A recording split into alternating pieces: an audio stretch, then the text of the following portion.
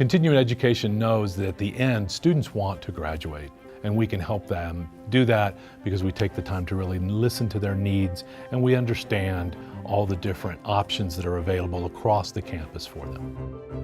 We don't take a cookie cutter approach. We realize each student comes with their own story. So whether it's a part-time student looking to complete a degree program or someone just looking for online courses, we're there to connect them to the resources of the university.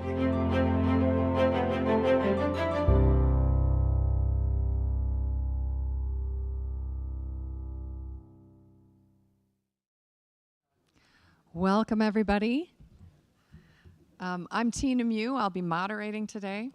And for recording purposes, today is April 11th, 2024. It is 3:15 p.m.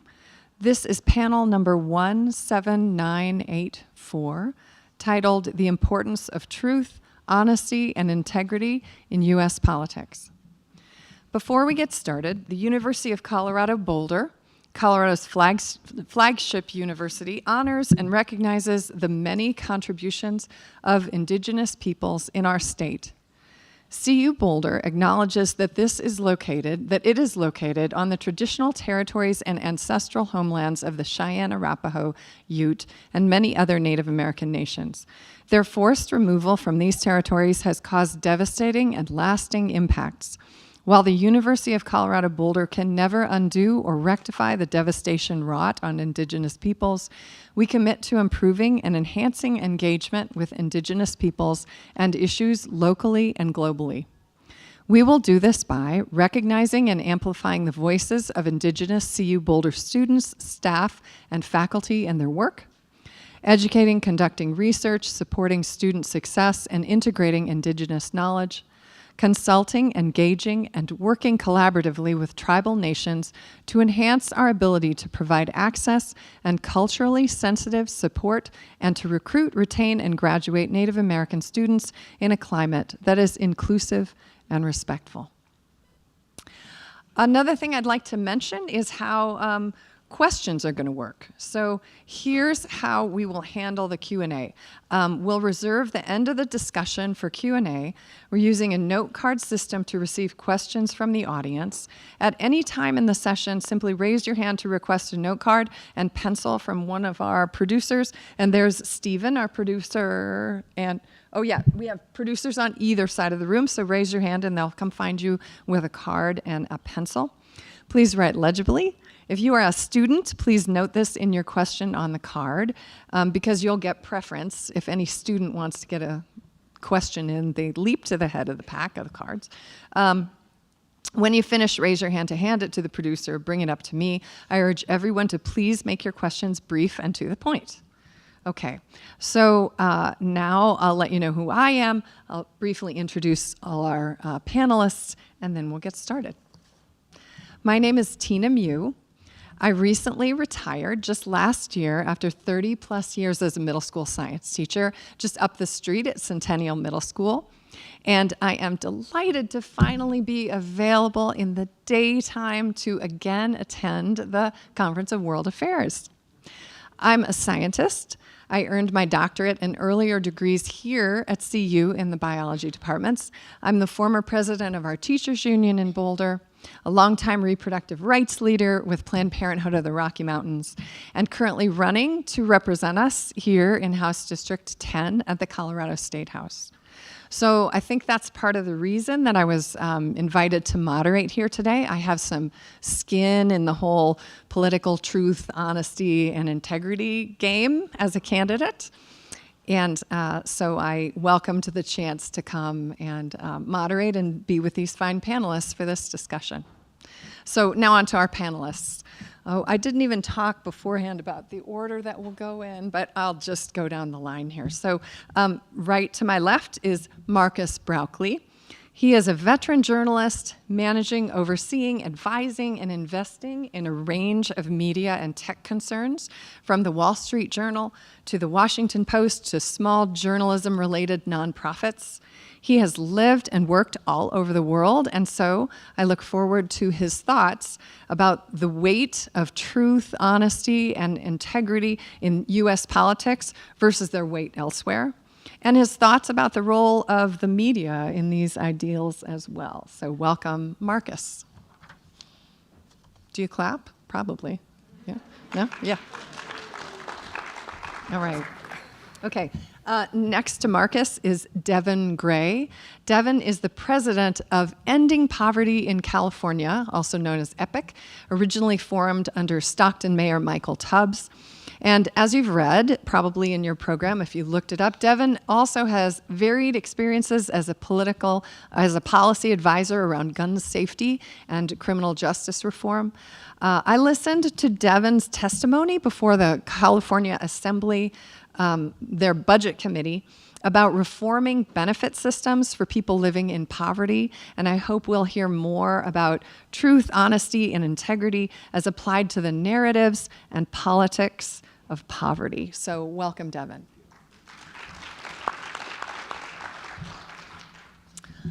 We have Leo Glaze is to Devin's left. He is a fellow middle school teacher, so we have a bunch of experiences in common, I'll tell you. He has degrees in history and political science from ASU. He coaches middle school boys and girls basketball and founded a nonprofit called Warm Hearts to provide services for people experiencing homelessness in the LA area. I recommend this really fun podcast I listened to in preparation. It's called All of the Above, and specifically the Teaching History as the World Burns episode, starring Leo, where he talks about teaching critical history as an unapologetic Black educator. So I look forward, Leo, to hearing your take on political truth, honesty, and integrity historically and in the context of your educational equity and curriculum work. So welcome, Leo. And then we are proud and happy that our own representative, Manny Rutinol, who is, he represents, what do we have? Adams County at the State House. And he received his Juris Doctorate from Yale Law School. After law school, Manny was an attorney for Earth Justice. Before law school, Manny was an economist for the U.S. Army Corps of Engineers, where he also served as a first responder in Puerto Rico after Hurricane Maria. Manny holds a master's in economics from Johns Hopkins University and a bachelor's in microbiology from the University of Florida. I'll also just tell you ahead of time that Manny is an active legislator, so he could have to jump up at any moment. Somebody is going to give him a signal that he has to vote on something, and since COVID, our legislators can vote remotely. So Manny is doing double duty here, and we'll all just go along with it. So. Okay. So let me just first give each of you an opportunity to fill in my bio of you. Maybe you want to do a little introduction on your own and talk about, why you were chosen for this panel and what you hope to bring to the discussion. And we'll just go down the line. So we'll start. Marcus. Thank you. Thanks for the introduction. Thanks for being here. As you know, I was a journalist for much of my career, and now I work with a lot of media companies, both in the U.S. and around the world, helping to develop new media products for the next billion people outside the U.S., as well as thinking about how we can make journalism sustainable in this country. In the last year and a half, I've been very engaged in a lot of projects around misinformation and disinformation, trying to think through how we can what steps we can take to ensure that misinformation, disinformation don't derail democratic processes, but also don't disrupt business and don't create problems more broadly for society. So I'm guessing that may be why they put me on this panel.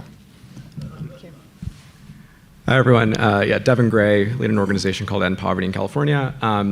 So much of what we think about is, at least in the policy realm, which is, I guess, somewhat distinct from the political realm, though I think they're really two sides of the same coin, is how the stories that we tell, the truth that we believe to be true, often leads to policy outcomes that reinforce that truth, right? And this is sort of what Tina was talking about with the access to benefits and the challenges that we face there. For example, we have been told, we sort of accepted a truth around the welfare queen tropes, the bootstraps mythology around poverty, that anyone can pick themselves up in America and find their way to economic success. the truth that we've internalized and been told that people are living in poverty because of individual moral failings. You're lazy, you're addicted to drugs, you're morally corrupt, whatever it might be.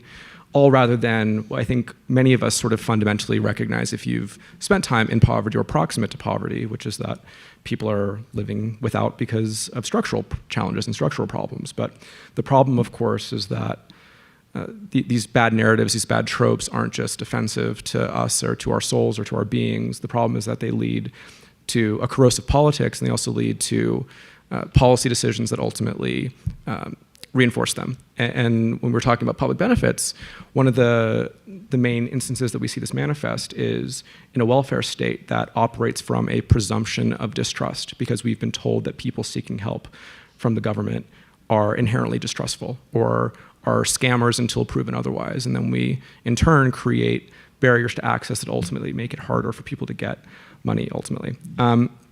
Obviously, this conversation is much more than just sort of particular niche policy interests, which I think we all care about the safety net, but it's much broader. It's like, how are we seeing truth and honesty and integrity play into the way that our politics are devised?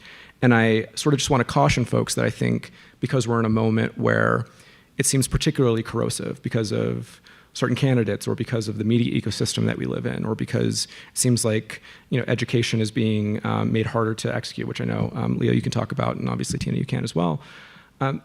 I would be wary I would caution people to resist the idea that there was some halcyon day of a politics where integrity really did rule the day.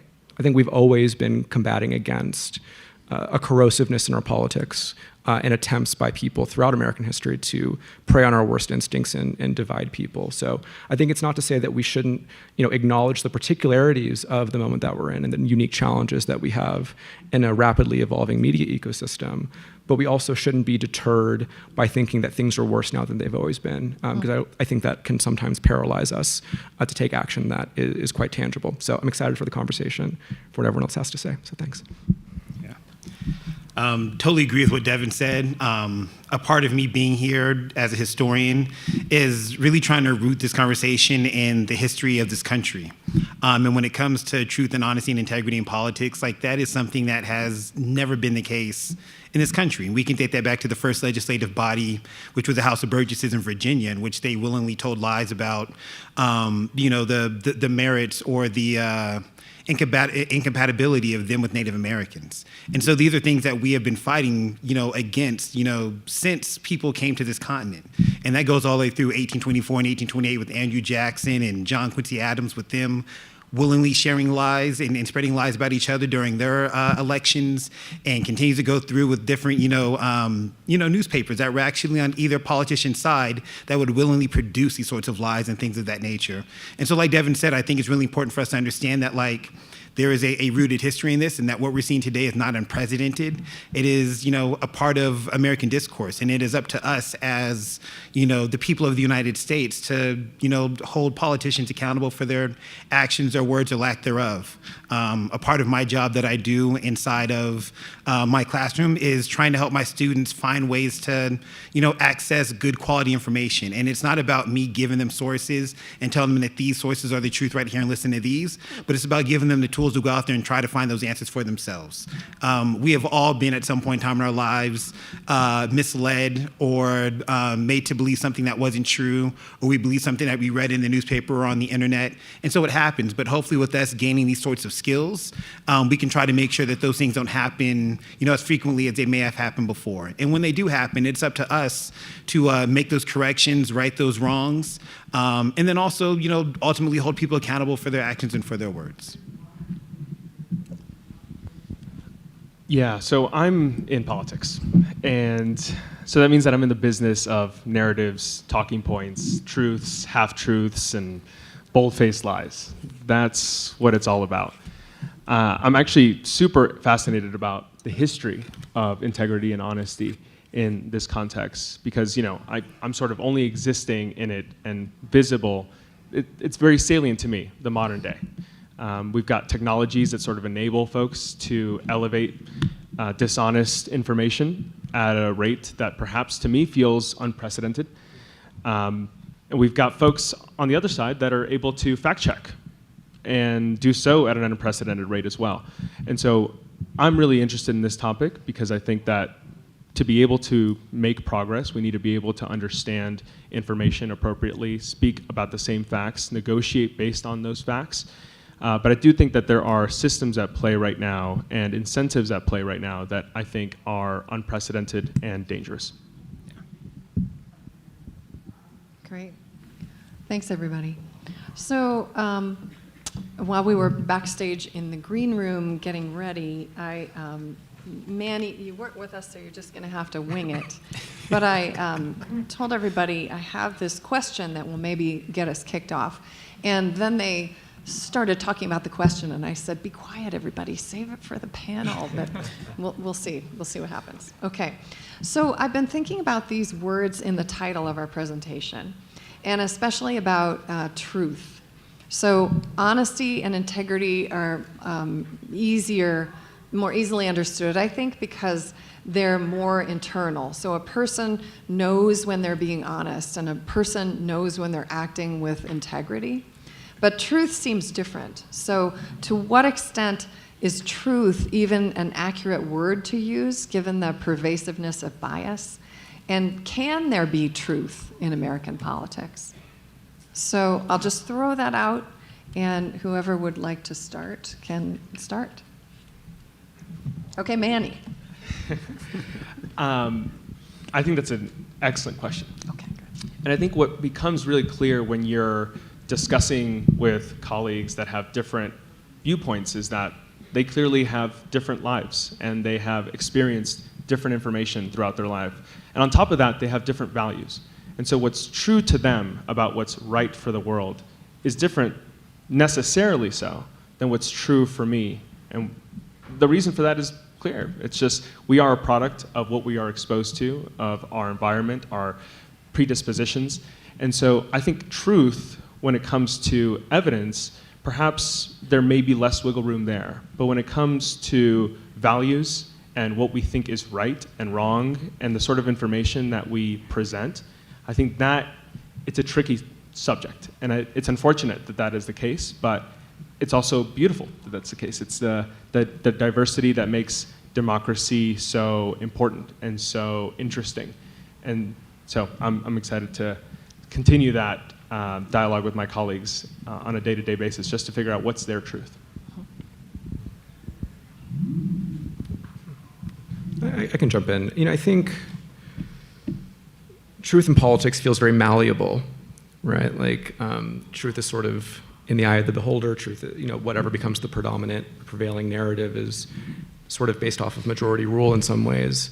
I think what gets very pernicious about the fact that we have different truths is when it manifests in what we believe to be true about other people, right? And like that's when we talk about narratives. It's like the truth that one accepts about immigrants or women or people of color or people living in poverty or trans people. All of these things, people assume that their truth is accurate because it's theirs. But it's a problem when we're ascribing truth to other people because we then make policy decisions that conform to that truth. And I think that's where it can be extremely dangerous. That said, though, I think the way that we are able to establish more authentic truths is by ensuring that people are given the power and the space and the agency to be able to define themselves to the larger body politic, because I think what ends up happening in the absence of diverse perspectives being platformed is that people take their truth from third parties, whether it be media or from a distance or from their uncle at Thanksgiving or whatever it might be. And I think that's where we have to be trying to shape truth in a way that is like accurate to people's own experiences. I do think that term, truth has been expanded in a lot of different ways. We do use the term, my truth, and in some cases that becomes a synonym for, my experience and my experiences and my opinion. But there are certain things out there that are also like empirically true, and we have to understand that there's a difference between those two. And there are ways in which, any person can go ahead and look at statistics and go ahead and bend them and shape them to, their will and change them in order to get what they would like. There are differences in the ways in which, you can take a statement and take it out of context, or you can cherry pick data. And so in those cases, like it's important that we call those out and understand that sometimes people go ahead and use that term, my truth, as a way to sort of cover up the idea of not being challenged on a topic or on a piece of data that's now come out. And in that way, like, people use that term truth as a way to stifle dialogue. And in that way, like, that's never, ever really helpful. I think what Leo said is exactly right. I think that distinction between what often is a feeling and therefore my truth and an empirical truth or something that gets close to being an empirical truth is a really vital distinction we need to make as a society. It's important in a political conversation or a policy conversation to try to base things as much as possible on what can be ascertained to be factually true. And that's not to say that people don't have different understandings of how things got there or what should be done about those things. I think one of the gravest problems we face in our society today is everybody's operating on different sets of information. Like, let's even get away from the word facts or truth. Everybody has different information because people reside in different little information ecospheres. And because they have different information, they reach different conclusions. And as a society, we have to find a way to get back to where we're basing things on common information and ideally common facts. I will say, because I've heard this criticism as a journalist for a long time, that the old days were not so great. You know, we journalists who grew up in the monopoly newspaper days, it seemed pretty great. We had, you know, big profits and vast expense accounts, and life was pretty good. On the other hand, you know, the people who are the gatekeepers of information, handful of people, mostly white, mostly men, a lot of them went to Ivy League schools. It was a fairly narrow universe of people who made decisions about what were the facts. And, you know, that was probably flawed in its way. The benefit for democracy, in a purely sort of political science abstract way, was everybody had the same information and they were making their decisions on, the decision makers, let's put it that way, were making decisions on the basis of the same set of information. And that there was a certain clarity to that. We, I think as a society, have to figure out how we get back to where we operate off common information or a common set of facts, but that are available to everybody, not just to some people. And the decisions about what to do about it, the conversation, which is to say the politics about what to do about it, is being conducted among everybody and not just among certain people who are gatekeepers.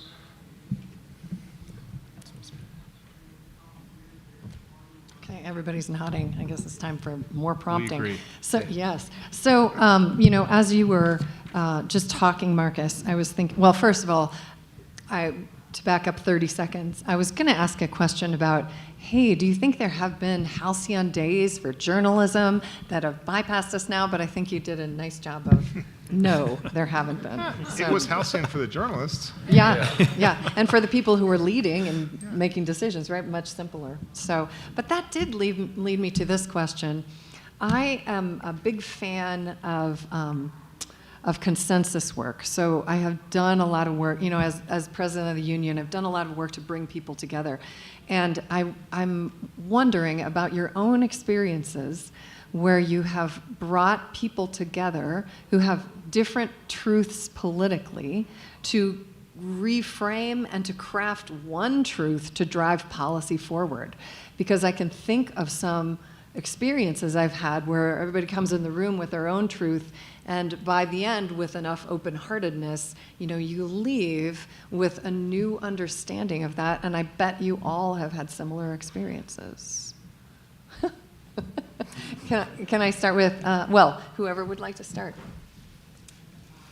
Maybe you haven't. Maybe you just say, no way, Tina, that's not how it works. Manny.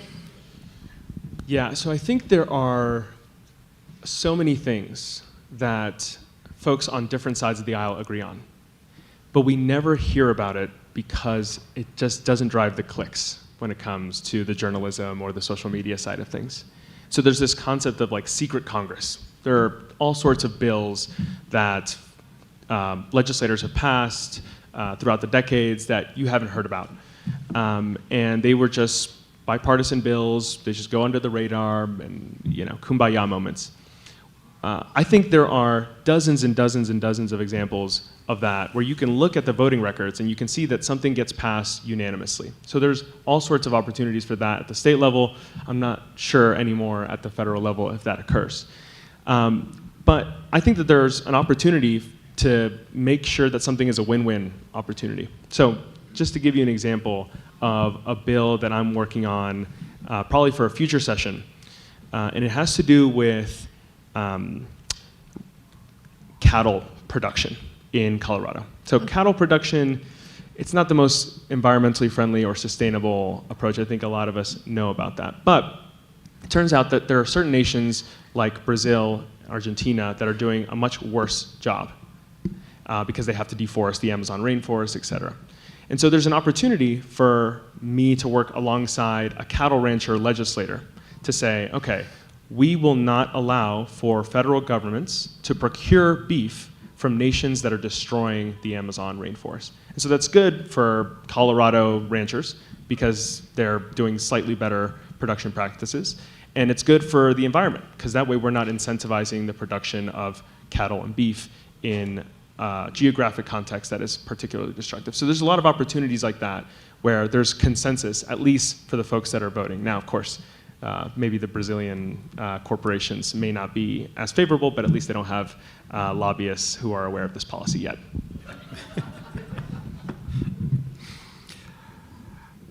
I think that when it comes to that idea of bringing people together, I think that there are tons of issues that as Americans and as people that live in this country, we all tend to agree upon, and at least that's what the statistics kind of bear. It doesn't matter what your demographic is, it doesn't matter what your political party is. According to statistics, most of us believe in some sort of like sensible gun laws. Most of us believe in some sort of free healthcare for everybody. Most of us believe in some sort of education reform. And then most of us believe in some sort of affordable housing. But we do end up hearing a lot about the issues that continuously drive us apart. And we never really get to hear about the sorts of issues that unite us across, the political spectrum or whatever, sort of identity that you may have. And it's important that we do begin to kind of concentrate on those and mobilize as people together in order to get some of those basic ones taken care of. And then from there, if we have to go ahead and disagree on, other topics, and that's one thing, but while we are too busy caught up, thinking about all the things that separate us and divide us, we're also missing opportunities for us to come together as people and get things done for the common good of all of us. When it comes to, opiates that are ravaging, West Virginia, like we all believe in some sort of, healthcare when it comes to combating that, and yet and still it's hard for us to get anything done because we're too busy worried about all the other things that separate us instead of thinking about the things that bring us together. I think there's a distinction between finding consensus and building it. I think it's a lot easier to try to find places where we already have common ground, and it's exponentially more difficult to try to craft that because people have positions that don't exist in a vacuum, right? Like people have constituencies that they represent. They have differences in political philosophy that aren't easily swayed, and frankly, I'm actually struggling to think of examples in California where we've been able to move people. And maybe that's because we have Democratic supermajorities in both chambers of the legislature. And even then, it's still challenging to get big things done. But it's really, really hard to move people on issues where they go from disagreeing to agreeing. But I agree with there's so much low-hanging fruit, or at least middle-hanging fruit, where maybe that potential coalition already exists. But I think it's very, very hard to move people from where they have 2 feet firmly planted. So if folks have any advice on that, I would love to learn because it's the hardest thing in the world. Yeah. What's funny, the society today seems to reward the warriors, people who go to battle. People create both sides, and there's more than 2 sides, but let's just say the 2 main political parties and their allies. They each have certain issues that they know will get their voters animated. And they want to focus attention on those because they want to get their voters excited and get their voters to turn out. And they want their voters, and both of them operate on the basis of fear. And they play it differently, but it's the same central motivation. Get people worried, get people alarmed, get people to come out because something is at risk. And it leads to the problems around what we're talking about: truth, integrity, honesty. those things fall by the wayside quickly when it is helpful to your political prospects to say something that may not be true, to overemphasize something that may not be a real threat. I was on a panel yesterday, some of you may have seen it, was talking briefly about book banning. And, book banning is first of all, there is a real issue in this country with some people who really don't want kids seeing certain kinds of books. But it is also true that to certain people, including on the left, the phrase book ban is a really, it's a great phrase to roll out. It gets people super excited. They come out and they do not want books being banned in our society. In fact, polling shows most Americans of any stripe don't want books being banned. And so, on the other side, Ron DeSantis discovered that if he banned or restricted access to certain titles or did a Don't Say Gay law, which they subsequently walked away from when he was no longer running for president, it also got his side riled up. People don't believe in what they say. They just want their side to turn out. And I guess that's what, to Devin's point, that's why it's so hard to actually build consensus. Where there is consensus, you just got to surface it. Where there isn't consensus, you're asking people to give up something they have, which is leverage. Yeah, exactly. That's well Huh.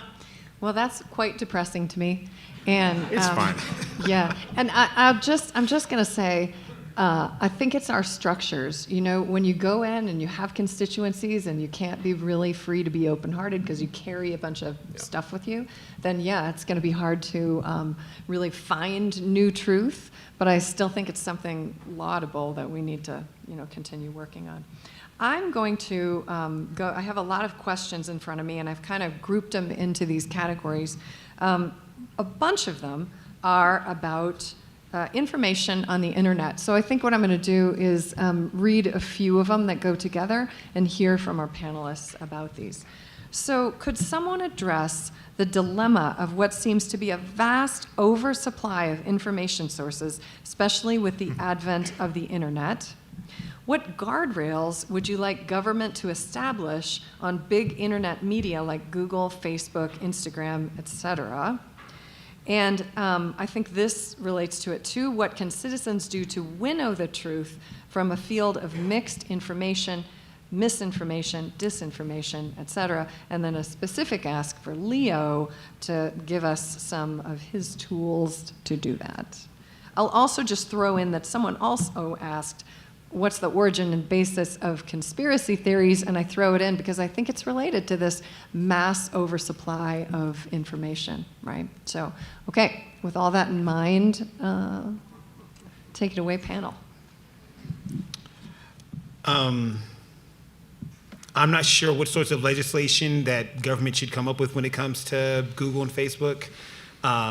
In part because I think once you begin to start to really go down that road as far as like freedom of speech and issues like that, where do we stop? And how far does it go? I do think that it is up to, people as individuals to do the best that they can in order to find reputable sources. It's not easy, and it takes time and it takes effort. There is no one perfect way to get it done. The best that I try to help my students with is by when we're thinking about doing research, we normally go to .edus and .govs for the most part, and that's where we start.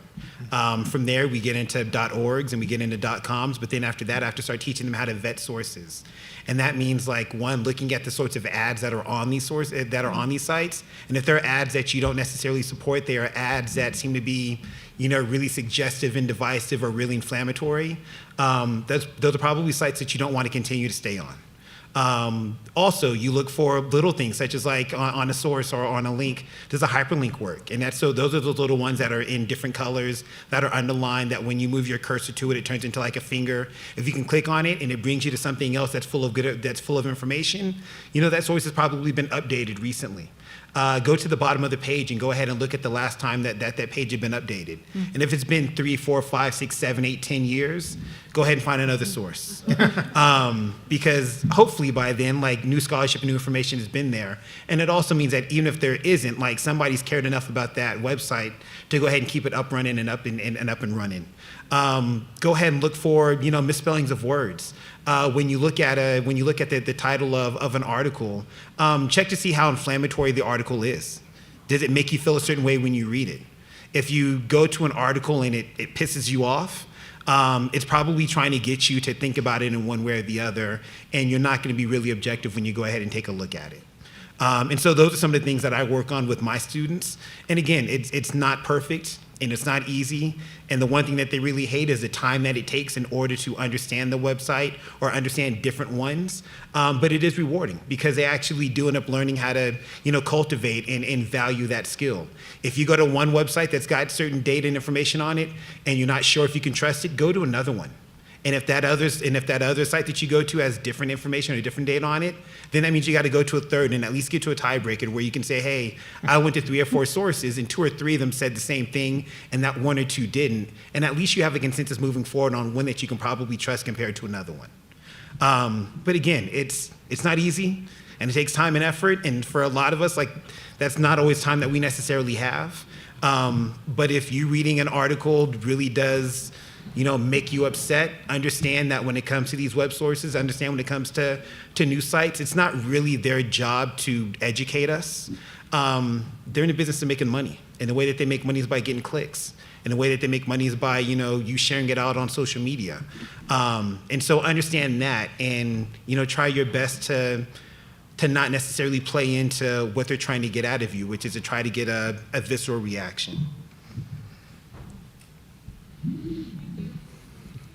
One of the things that I think is so dangerous about the current media ecosystem that we're in is that the content that people are fed is designed to confirm people's pre-existing biases, right?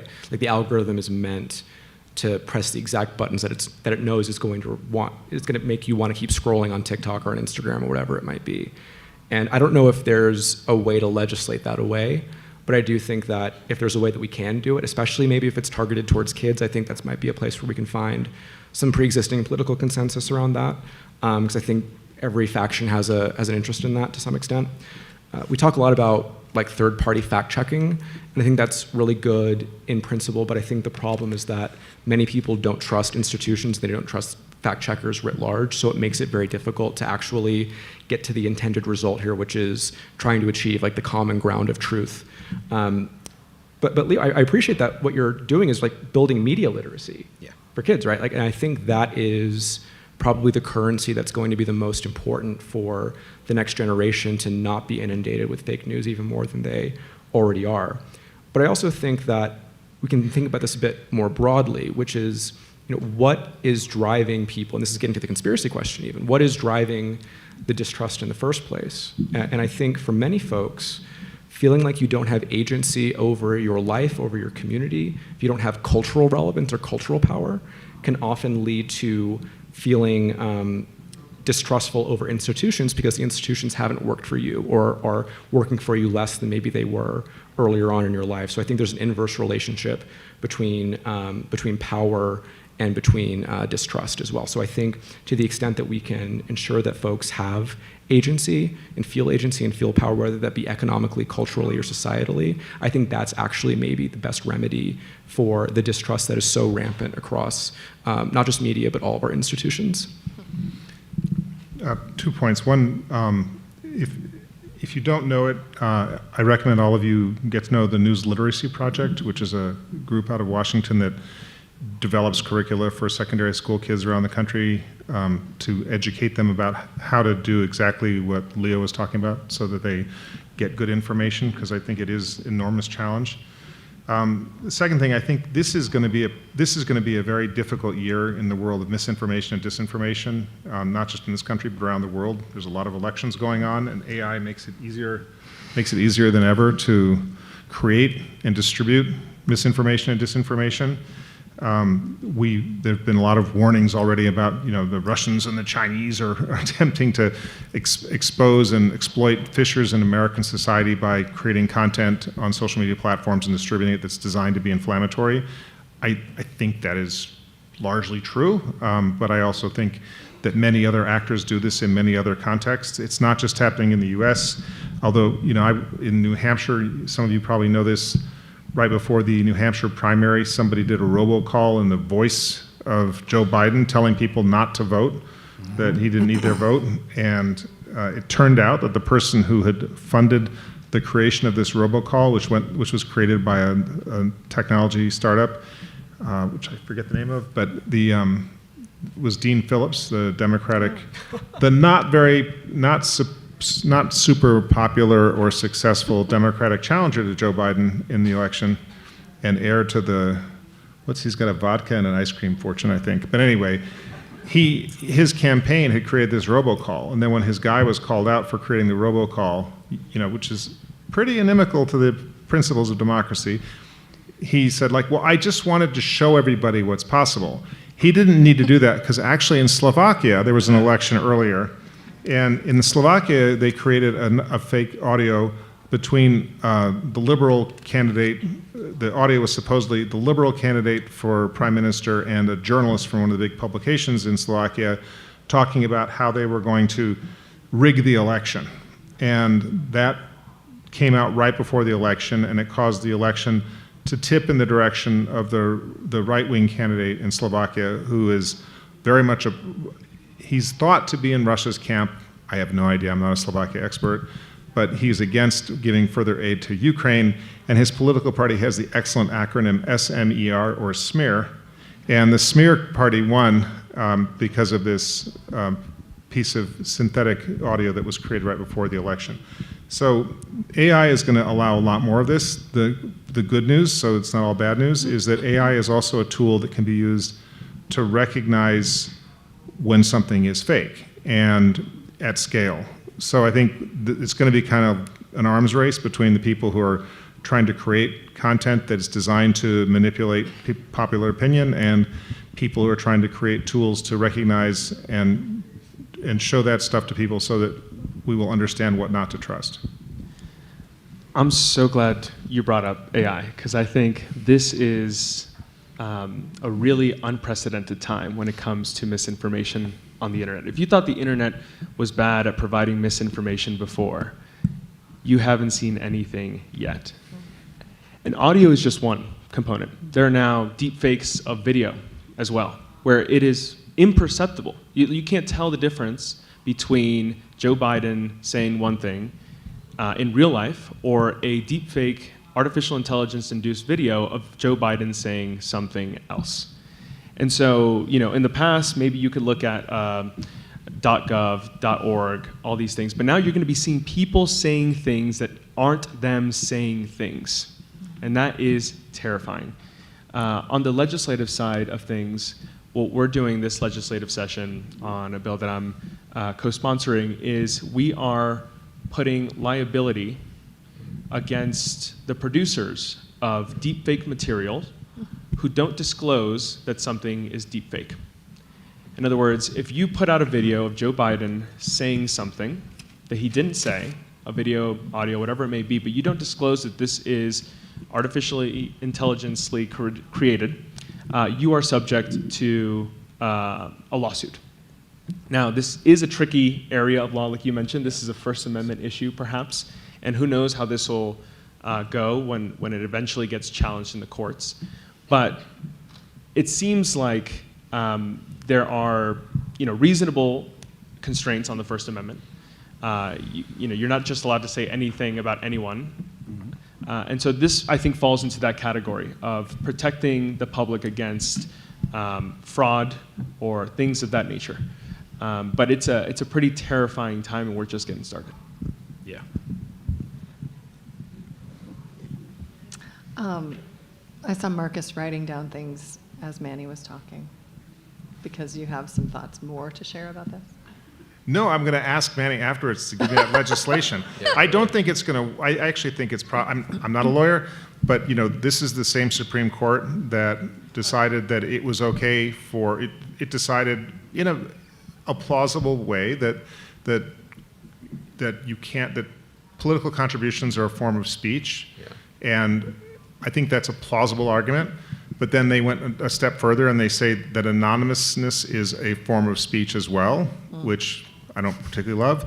And if the Supreme Court has already concluded that your right to be anonymous and act in our society is guaranteed by the First Amendment. If somebody's making deepfake videos and you in the state legislature in Colorado say, hey, you're going to be liable for what you're posting, they're going to say, people are entitled to anonymously post what they want. Yeah, well, I'm never optimistic about our current Supreme Court, so I just want to say that from the outset. And it is tricky because anybody could put out these videos, and so the question is, where do you put the liability? Yeah. Do you put it on a major news provider that releases this information without disclosing that it is artificial intelligence? Do you put it on individual users that are releasing this information or retweeting it or whatever it may be? Do you put it on the artificial intelligence companies that don't put a watermark on their videos or on their audio? So it just goes down the line. You figure out, okay, who should be liable, under what circumstances, and then there's the question of the viability of this type of law in the context of our current Supreme Court, and it's tricky stuff. Question on that, Manny. Sorry, you might have said this, but who is being held liable? Is it the platform or the individual creating the content on the platform? Yeah, so those details are still getting figured out. I think there will be amendments that are going to be run to provide greater clarification. But I think it's the original creators of the content. Yeah, because I know there have been many efforts to try to repeal the protections for social media platforms for the content. If there's hate speech or incitement of violence, or if someone puts their manifesto on there and spreads it, current law protects Facebook, Twitter, all the rest, but can prosecute the individual. So yeah, I feel like we've just seen that conversation around platforms pre-AI, and now it just is like 10 times more complicated. Yeah. Great. So we actually got a question about AI that is, is two parts. So I'm going to ask you to think about this other part of it. So is AI going to overcome or contribute to the rise of truth, honesty, integrity in politics? But it makes me wonder about the potential for AI for helping.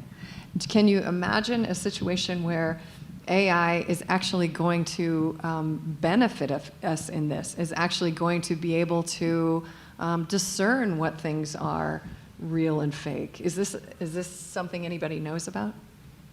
Yeah, I mean, that's exactly what's going on. When I was talking about an arms race before, that's what I mean.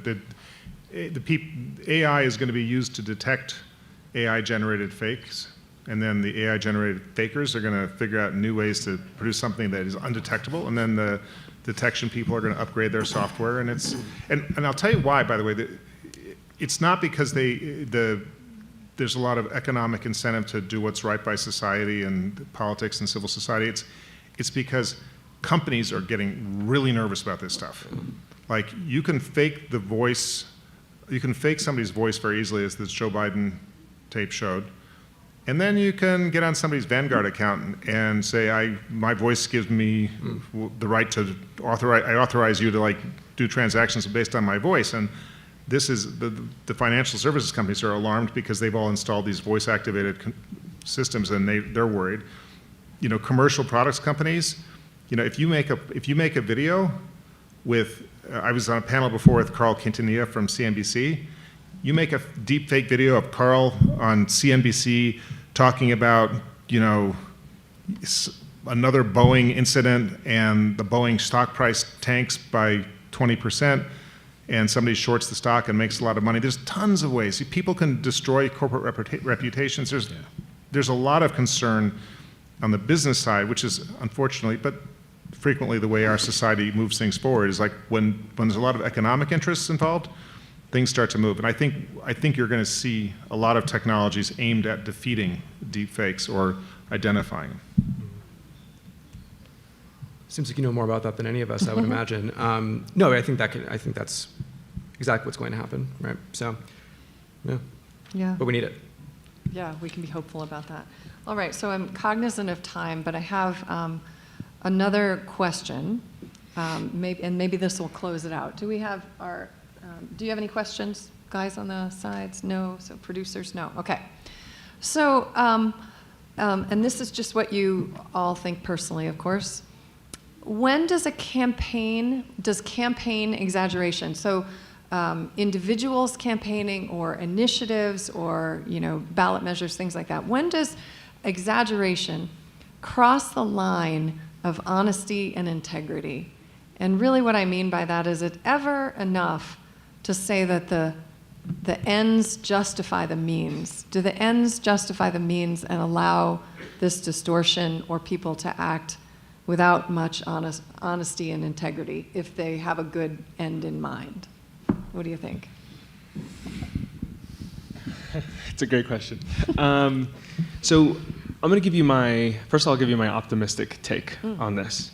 My optimistic take is that in campaigning and under the dome in the legislature, your word means everything. And so if people don't see you as an honest person, they're not going to trust you. They're going to be skeptical of what you think and say. And as a result, you will have, if you exaggerate or if you lie, you will lose political power. So that's the optimistic take. I think it sounds pretty good. The truth is that sometimes it's important, or rather people think it's important, to show who you are and who you stand with by claiming the most intense fact or what appears to be the fact. And sometimes what matters under the dome isn't your word or how honest you are, but how much allegiance you show to a group. And so as a result, people are often incentivized to say the most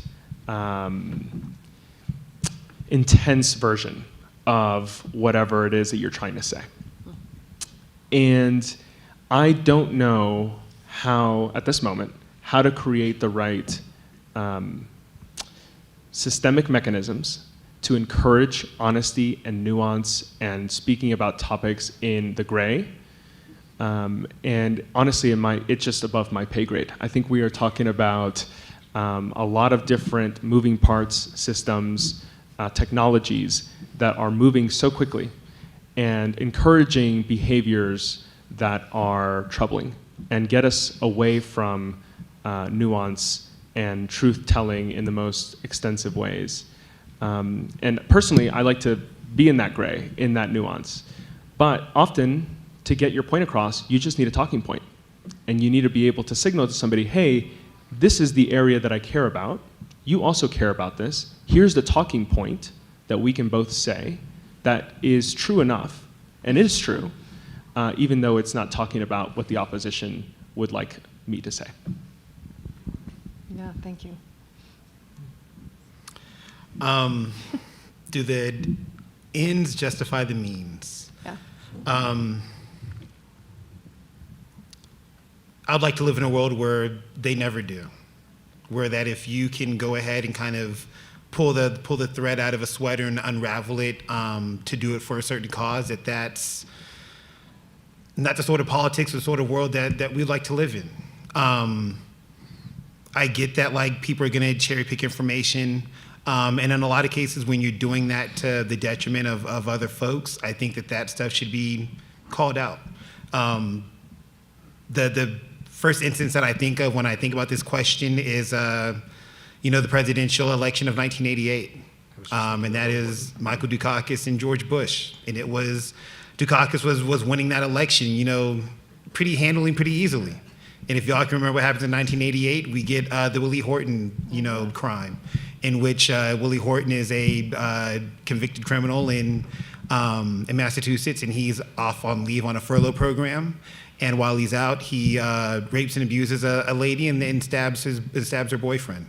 And what George Bush was able to do with that was he was able to go ahead and critique the program based off of an outlier and not the whole entire group.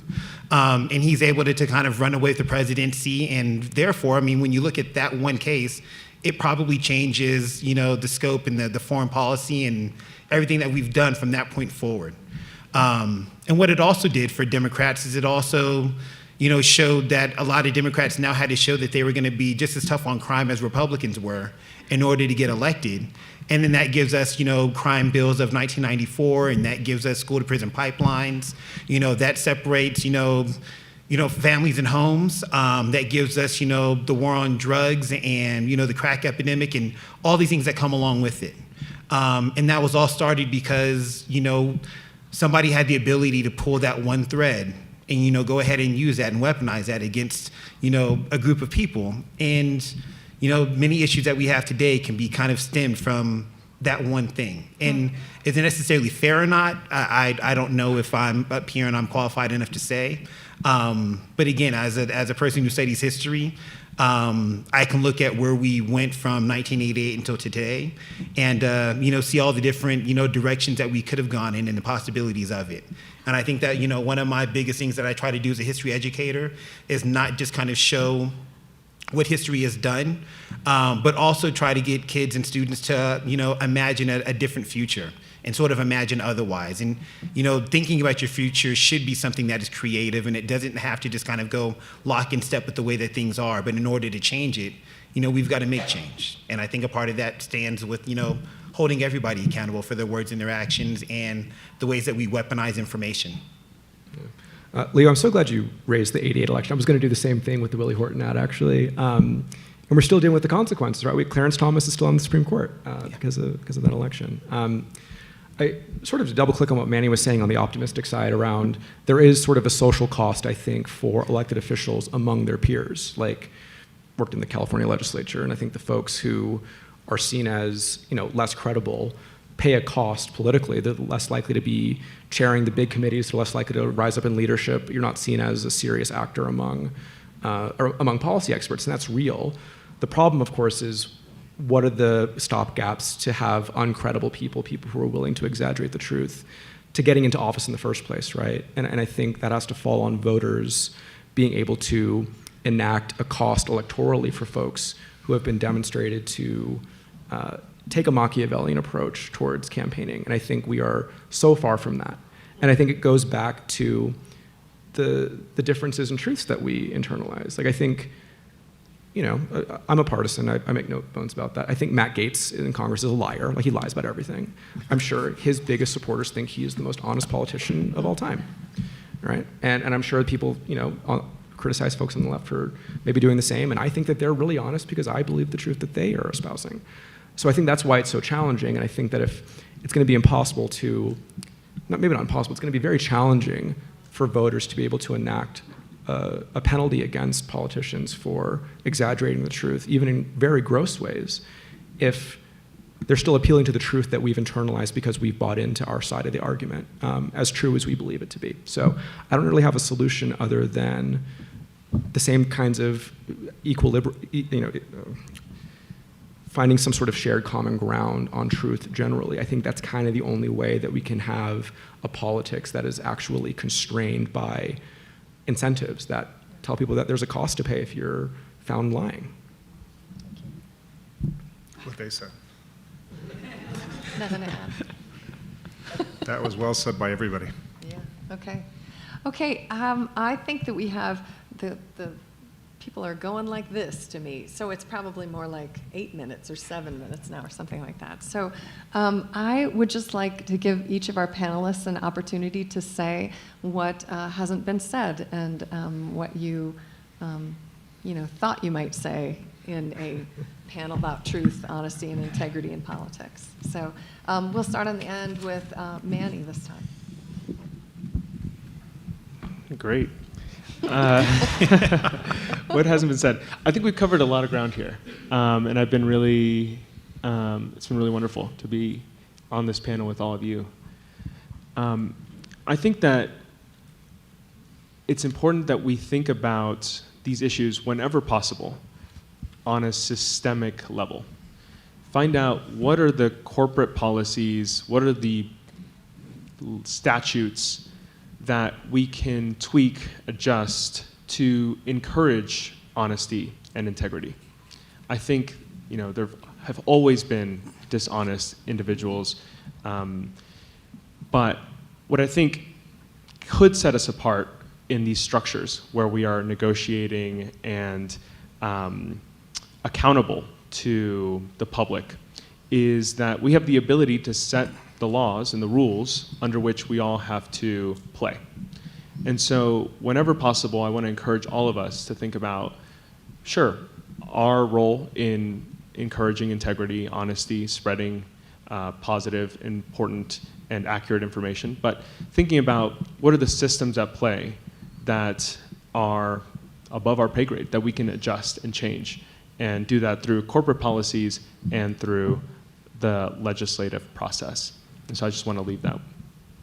Thank you. As humans, I think that, grappling with the truth and, sometimes lying is unfortunately a part of being a human.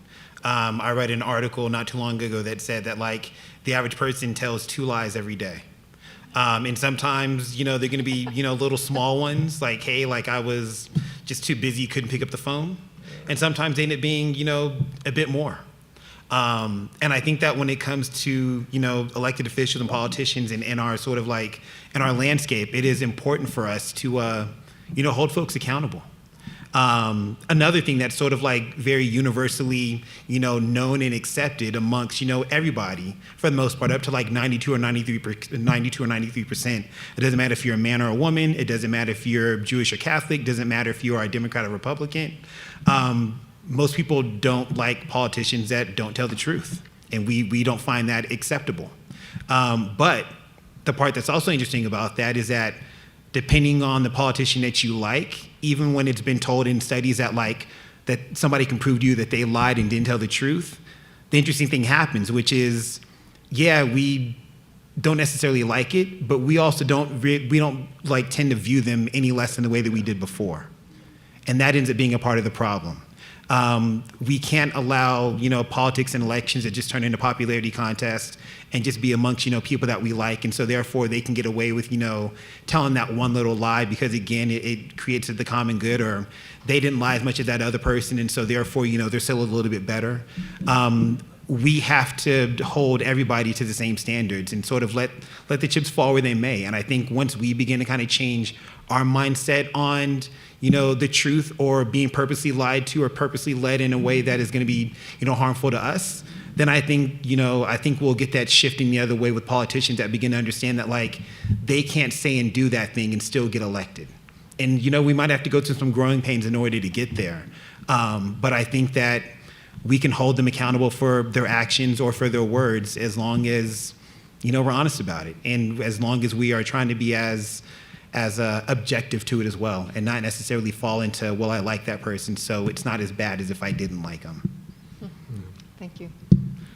I think with any conversation on really challenging topics like this, I think many of us are left wondering, what can we do? The mountain that we're trying to climb is just gargantuan, right? But I don't necessarily have all of the answers, but I do know that one thing is true, and I don't think I need to tell anyone in this room about it because you're here talking about it, but we can't hide from the process. We have to engage, we have to be 2 feet in, we have to not cower to the insurmountable seeming challenges that we're facing. And one other call to action that I would have for folks is that I've sort of used truth and narrative a bit interchangeably, and that's kind of by design. I think the truths that we have dictate the narratives that ultimately create the underlying terms of the debate that we have when we're hashing out policy in a given state legislature. And those narratives are really, really important because that's the starting point from which we have to actually iron something out that affects potentially millions of people's lives.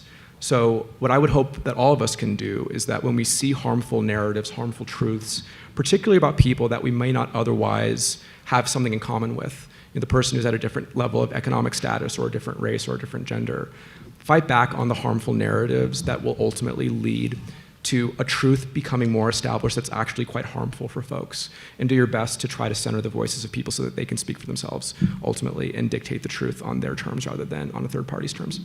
Thank you, Devin. I keep having to come after people who say everything better and more eloquently than I can. It's hard. I would say we live in a society where we're often forced to settle for least worst outcomes. And it's unfortunate, and it's a reality. It kind of goes to the earlier question of, are you willing to sacrifice something for an outcome. Are you willing to sacrifice truth and honesty and integrity for an outcome that you desire? And I think the reality is in our society, in our political system, you have to do that from time to time. But I think it's important also for everybody to hold the political actors in our society, if they're not off voting somewhere, Yeah. hold them to account, and challenge them on matters of truth and integrity and honesty. It's what journalism does well if it's done well. It's you actually try to find out what is true about what is going on in the world, and when politicians lie about it on any side of the issue, you challenge them. Journalists challenge them, and the people should challenge them. It's imperative that we as a society not give in to tribal politics and choose sides over truth, because that will not lead us to any kind of good outcomes. So I guess that's all I have to say about it. Yeah, well said. I think this brings us to the end of this session, and thanks everybody for coming, and let's just thank our stellar panelists once again. Including Manny. I wish Manny were here to hear the applause. It's just in the corner over there. So, okay, thanks everybody for coming, and enjoy the rest of the conference.